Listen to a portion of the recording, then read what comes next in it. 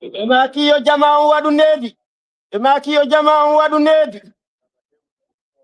Kala hewtu be yotolo fewndo ka hewti don.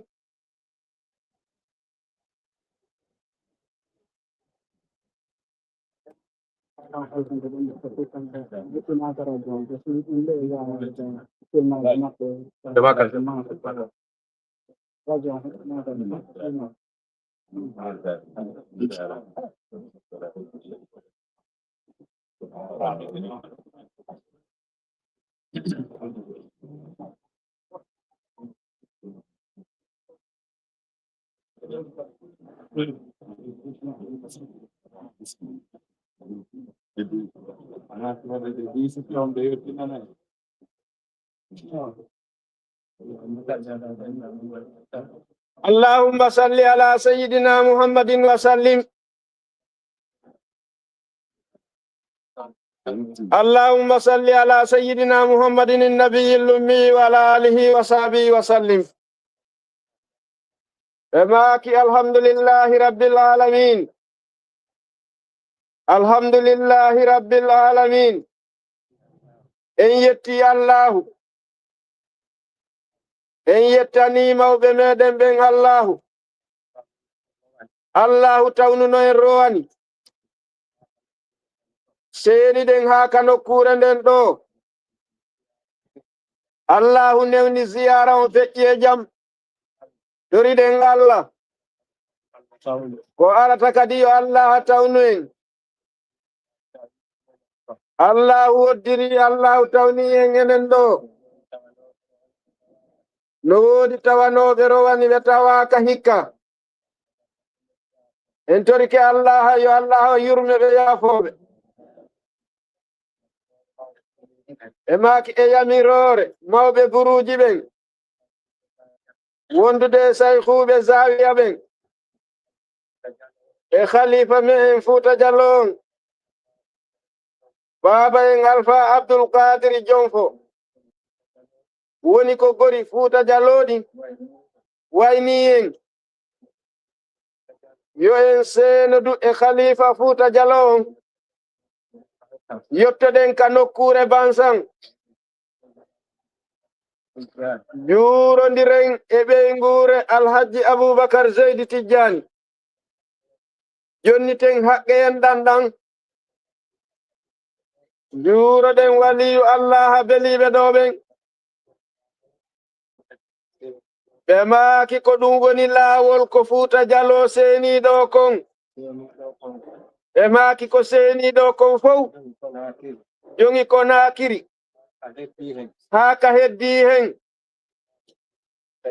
no iwtini ɓaawo khalifa fuuta jalo baba en alfa abdul qadir jomfo ɓe makki hitande wo hitande allah no waɗi ko kamɓe wonata yeeso hikka kadi allah waɗiɓe yeeso men en torike allahu o arata kadi yo allahu tawni du en e maɓɓe ɓe wona yeeso men ha yottoɗen ɗo ɓe maaki ko heddi kon allah no newnani gori fuuta jaloni barke haɓɓere goro ko mawɓe ɓen senori ɗo ɗum ko nde tolinde yeeso men ɗo no takki ton barke nemaji e barke tammaji domir ɗum du'a e maɓɓe bi allah e nulaɗo allah allahumma salli ala sayyidina muhammadin wa sallim.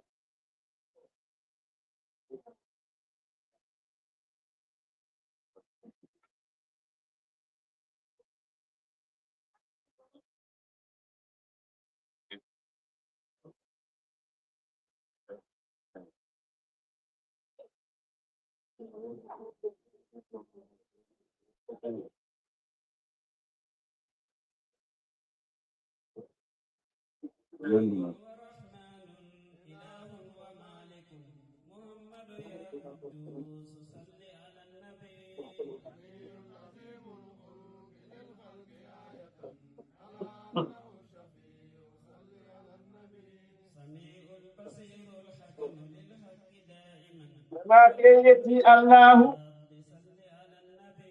en juuli e nelaaɗo Muhammadu sallallahu alayhi wa sallam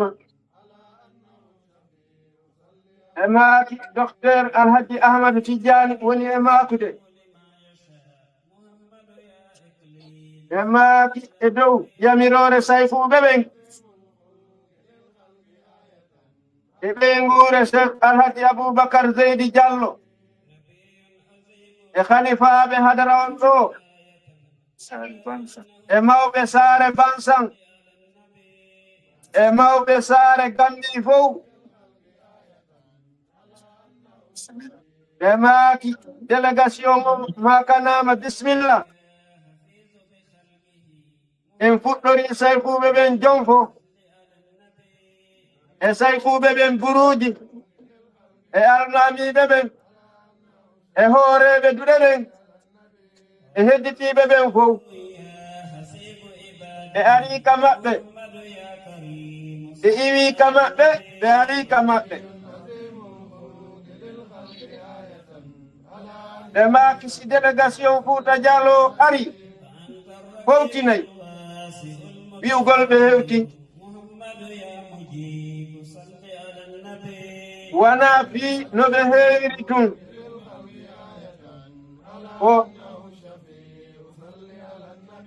ko martaba mo ɓe adata on kadi arayni ɓe teddina e maaki hiɗen hawti ko heewi diina kan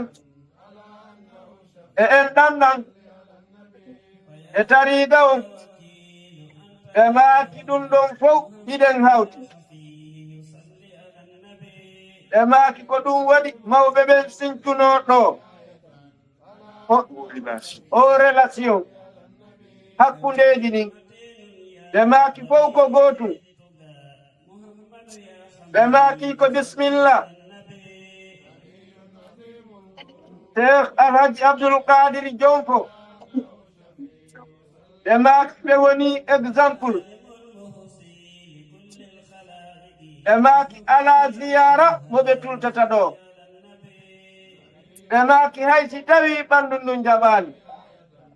ɓe etoto ɓe hewta ɓe maaki ɗum ɗon ko exemple taanibaaɓe ɓen fof wakkilaare maɓɓe e ko ɓe tiiɗi e anniyeeji maɓɓe ɗin ɓe maaki yo Allah ɓoynuɓe yeeso dental ngal ɓe maaki saykuɓe ɓe weltike ɓe ngure nde weltike ɓe maaki ɓe tini kadi nel daari ndin ɓe jaɓi ɓe duyke yo Allah ɓeydu barke yo Allah jaɓan en ziyaraw yo Allah tawnu en korata kon kadi bijahi nabiyil Mustafa sallallahu alaihi wasallam ɓe maaki ko heddii ko e golleeji ɗin o enen fof hawti ɓe maakino e sookeeje maɓɓe e sookeeje julɓe fof ɓe maaki ko ɗum ɗo ɓe maakuno yomin hewtinan on ɓe maaki ko hedditii kon on tuma en diisoniray fii ɗum ɗon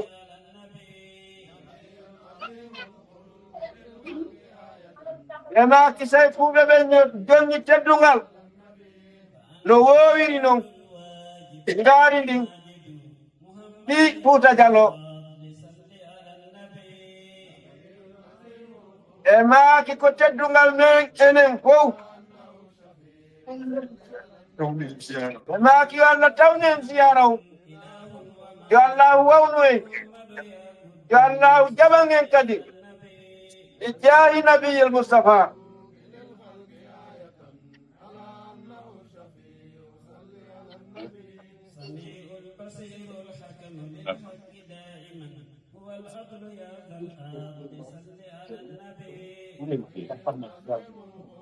يا رب لطيف خبير يا حليم لما يشاء محمد يا إكليل صل على النبي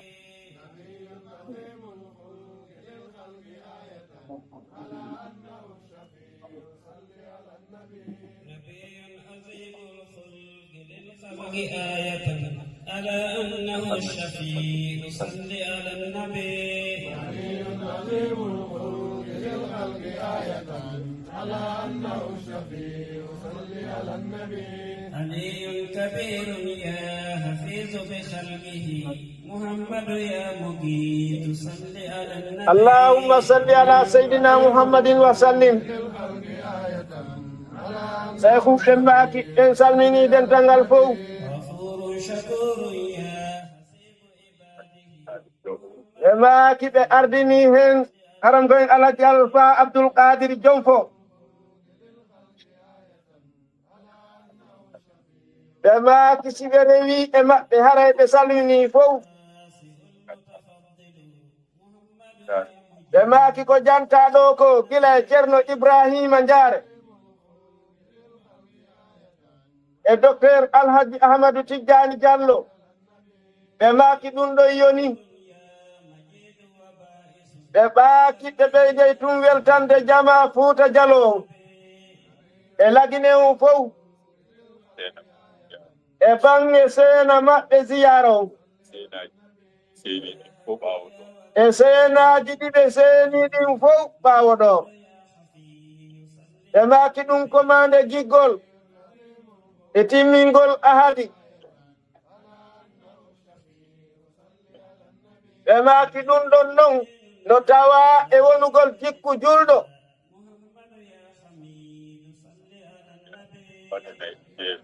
ɓe maaki hikka woni ziyara 4 ɓe maaki gila mawɓe ɓe wirni haa hande ko 28 ɓe maaki ɓeeɗo hino jokki gila ɓe fuɗɗi seenaade ziyara o sayfuɓe ɓen jonko gila ɓe fuɗɗi seenaade ziyara o ɓe alaa e tultude ɓe maaki hiɗen anndi noon si tawi ko bange duuɓi ma bange cellal tiiɗugol ɓanndu haray hiɓe jogii ngantooji jaɓaadi ko haɗata ɓe seenaade kono haa hande hiɓe wakkili ɓe maaki kono docteur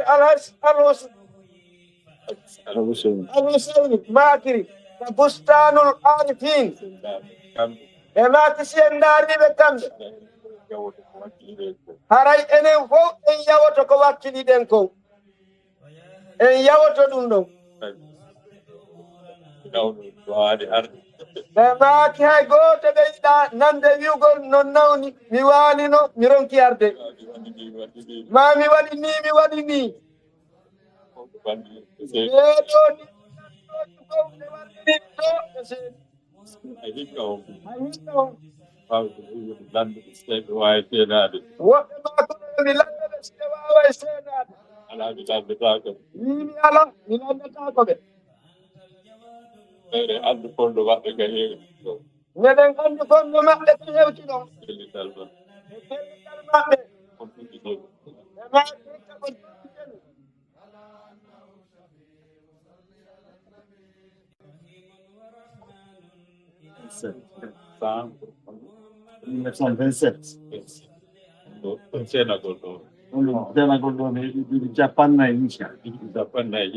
ɓe maaki seenagol maɓɓe ɗo ziyara on ɓe tultaani timmi hikka duuɓi 4 ɓe maaki noy wati ko duuɓi 6 tun woni ko ɓe seenaaki gila ziyara o fuɗɗi ɓe maaki gila ziyara o fuɗɗi ko duuɓi 46 ɓe maaki kamɓe noon duuɓi maɓɓe ɗin woɗɗike kamɓe ɓe ɓeydaama weltanaade ɓe weltanama fota yo Allah haccido e maɓɓe ha neeɓa Allahu accaɓe hoore diina l'islam e hoore Fuuta Jallo bi jaahi nabiyil Mustafa al Karim ɓe maaki ziyara o no ɓe maakiri ni wattama e sokeje délégation o e julɓe seeniɓe ɓen fof golliren no wowiri non min weltike ko adda ko yo Allah windu baraji yo Allah jaɓu sadakaji ni ɓe maaki ko ɓuri ɗum ɗon fof kadi ko lakkere nden e pellital ngal hiɗen andi laawol ngol no satti no woɗɗi tampa e laawol ngol yaha ara enen fof hiɗen felliti en tampa e laawol ngol yaha ara ɓe maaki ɗum ɗon tum yoni ziyara ɓe maaki ka on tigi tampana ɗum ɗon ɓe maaki ɗum yoni ziyara o yo Allah jaɓan en ziyara o Allah haccida en ha neeɓa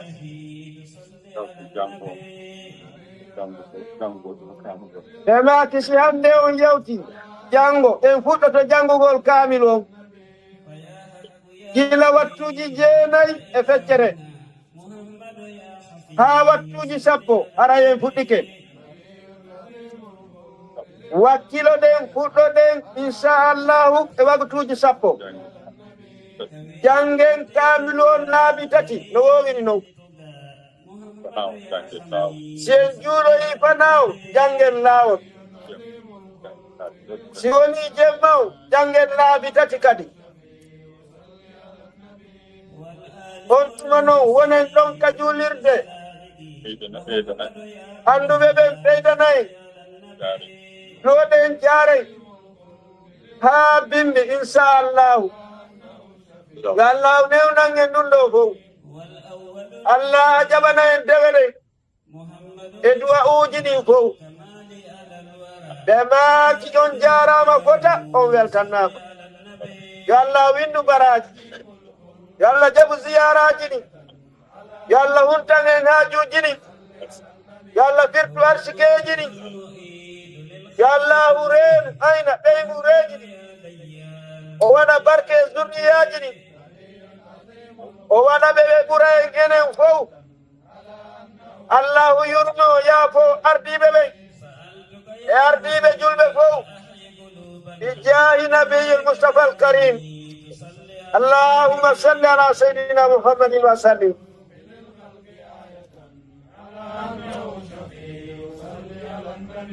ويا حي يا قيوم ثبت أمورنا بما قامت الأشياء فصل على النبي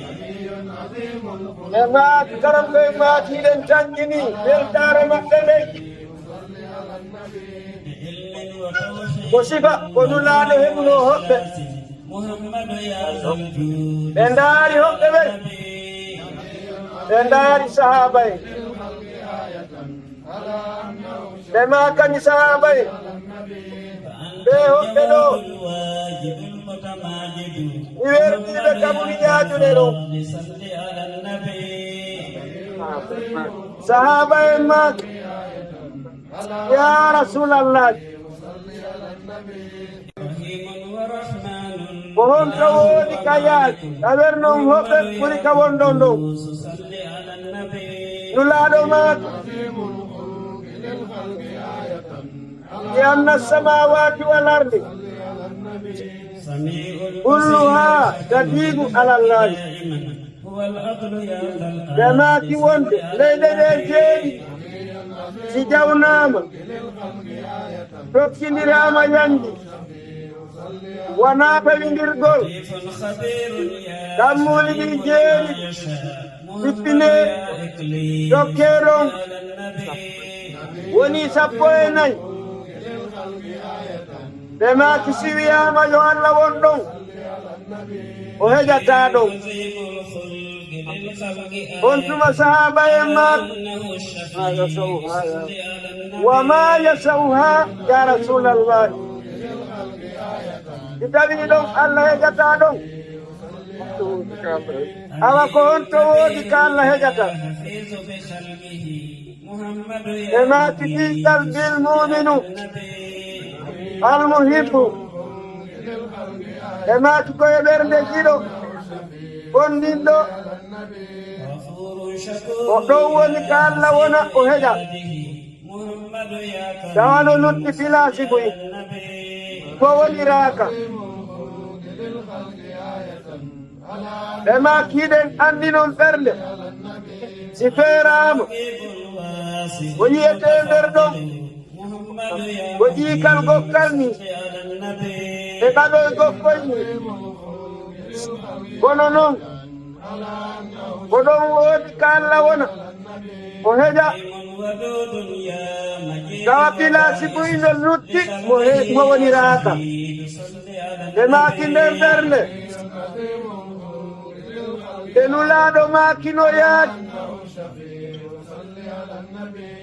ay hunde heƴata ɗon sina Allah أنت إلهنا e maaki ɓeeɗo saykuɓe men صل على النبي o jamaɗo fof e arooɓe tawta ɓen fof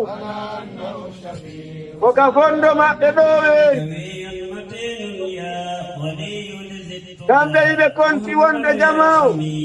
صل على النبي ala salon ka heƴata ala samur ka heƴata ka ɗum ɗo fof heƴata والآل ko ka fondo maɓɓe wiyen ka ɓernde maɓɓe ɗo محمد يا ko ɗon woodi ka ɗum ɗo fof heƴa tawa hay gooto ɓija goɗɗo e maaki alhamdulillahi kaɓe werni en ɗon أول الأزلي ɗon noon no weltini en محمد مصباح الكمال tawde ko ka ɓernde maɓɓe weeruɗe قائدهم يا نور ɗon noon no weltini en ko ɗum woni en aabata en yejjitata allahumma salli ala seydina muhammadin wa sallim المعيد للخلق كلهم محمد يا ديان صل على النبي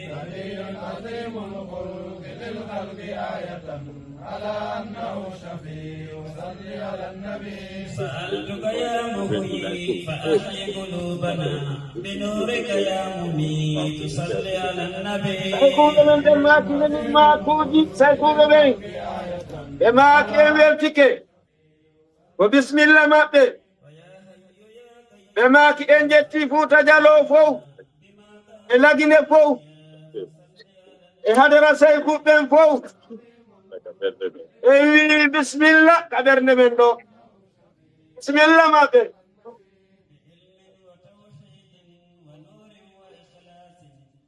wajibi buy waɗi ɓe maaki tawi wajibiiji buy waɗi gila oɗa ziyara haa hannde on ni jalo gila Fuuta Jallo lagine Guinée Bissau Sénégal Gambie sala ko woni e kala ka wonira ɓendinay fof woowi ara en renndinayi fof doondiren hanki futuro tan sakkiti ko ko sakkitii kon en ɗiraawo men wiyeteeɗo Hajja Ñaña feƴƴini ko kanko feƴƴini ko yumma men joginoomo ka galle ɗo o ɗo neyi o jangi haa o jetta tawi ko ɓiɗɗo kaawu men kanko kadi o feƴƴini hanki Banjulu o hannde o surrete tiɓa nemmo anniye e ardiiɓe ɓen fof e ardiiɓe julɓe fof ko bee tiɓa anniye kala mo annditi waɗen ziyara Cheikh Alhaji Aboubacar Zeydi Diallo duwano ɗen ɓe kamɓe fof ko bee waɗa Fatihatul Kitabi laabi 4 Salatul Fati laabi 11 Suratul Ikhlas wondude bismillahir rahmanir rahim laabi 12 nden Cheikh Alhaji Aboubacar Zeydi Diallo radiyallahu anhu duwanoɗen ardiɓe men e ardiɓe julɓe wona dondirgol wajibiiji ko waɗuno kow fof gila o to ziyara haa hannde ni ɓe maaki bisimillah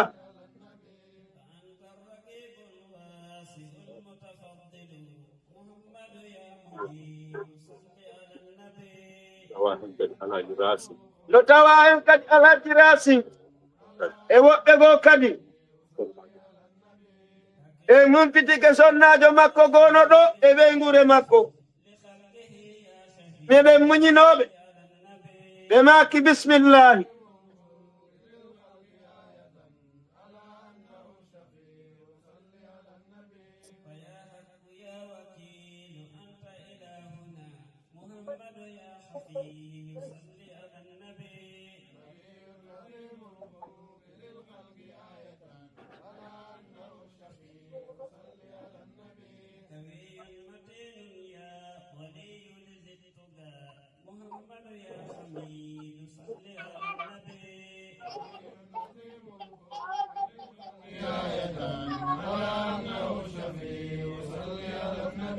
والعالم المحصي لكل الخلائق محمد يا برهان صل على النبي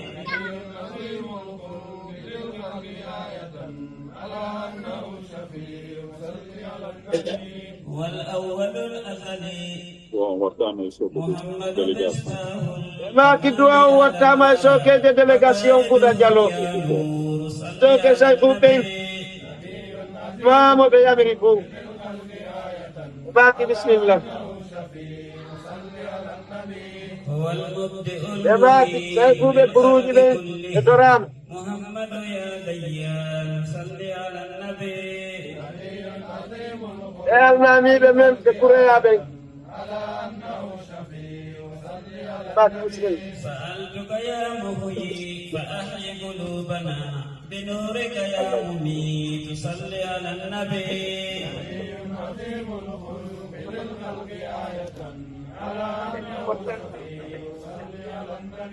ويا حي يا قيوم صدق أمورنا بما قامت الأشياء فصل على النبي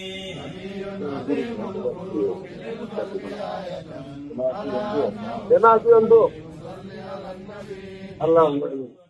Allahumma Allahumma Allahumma Allahumma Allahumma Allahumma Allahumma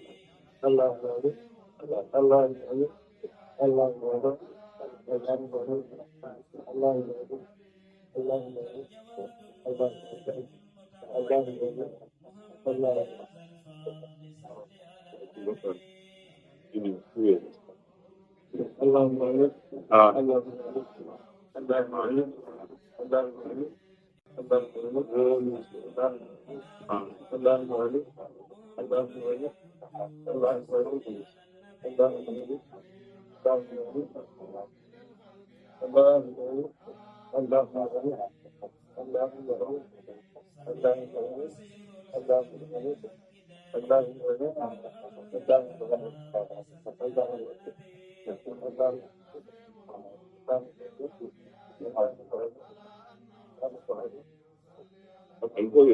Bema ki mau tempo yo do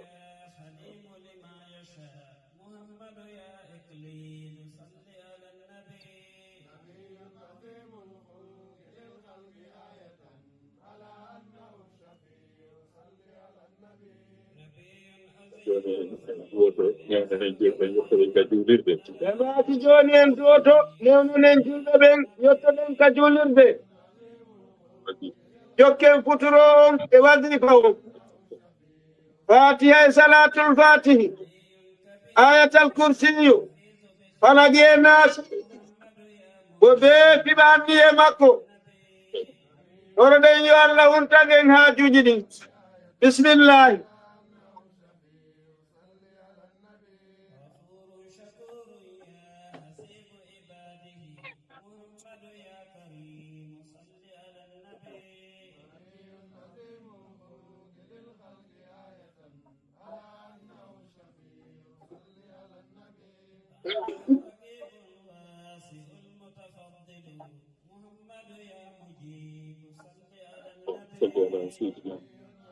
Amin.